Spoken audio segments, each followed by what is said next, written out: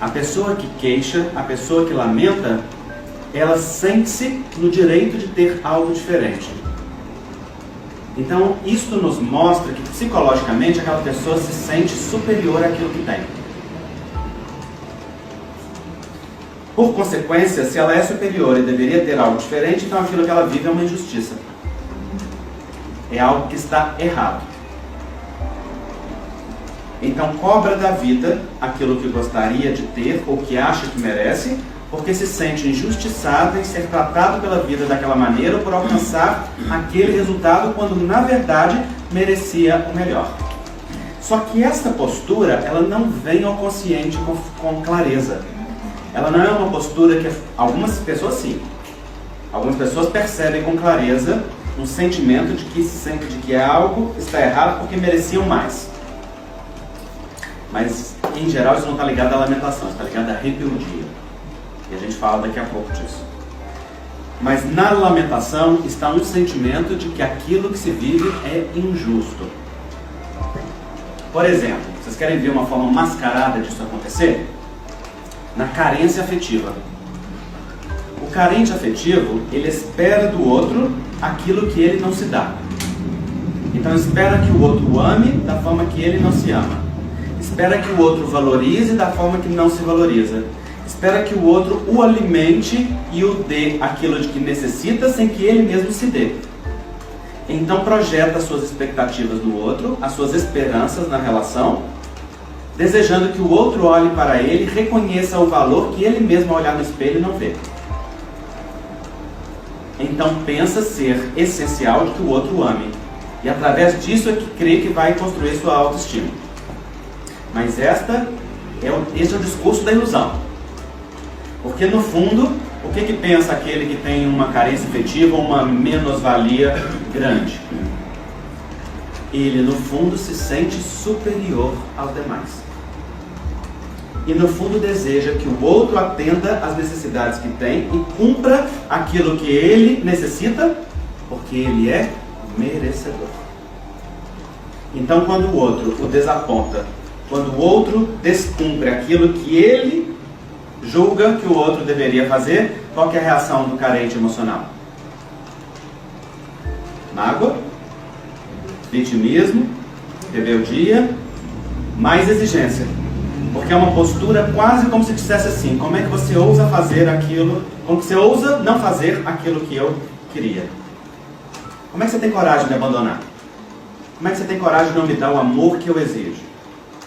Como é que você não vê aquilo que eu preciso? No fundo, o que o carente está dizendo? Como é que você não percebe que eu sou especial?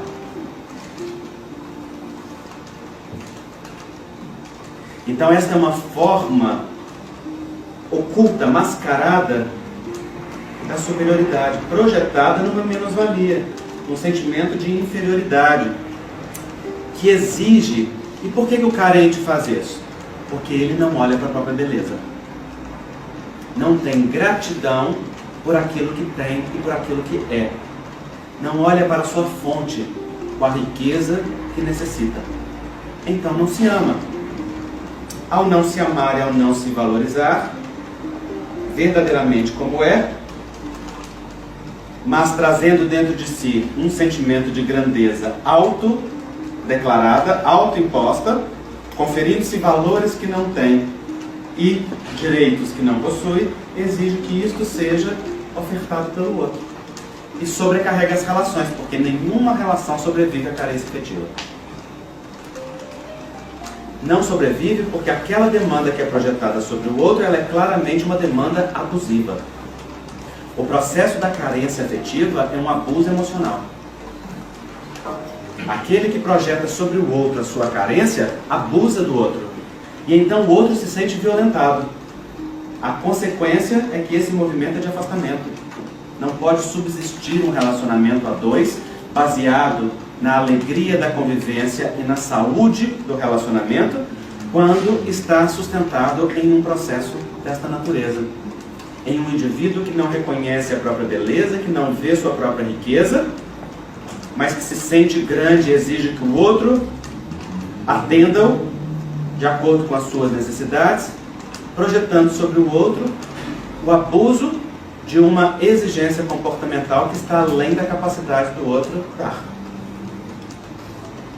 E aí é muito frequente, como este comportamento é de abuso, o carente atrai alguém que é o quê? Abusivo. Como ele abusa, inconscientemente atrai alguém que se torna abusivo emocionalmente. Então qual é a dinâmica que frequentemente se estabelece aí? Uma submissão psicológica, uma submissão afetiva com um controle.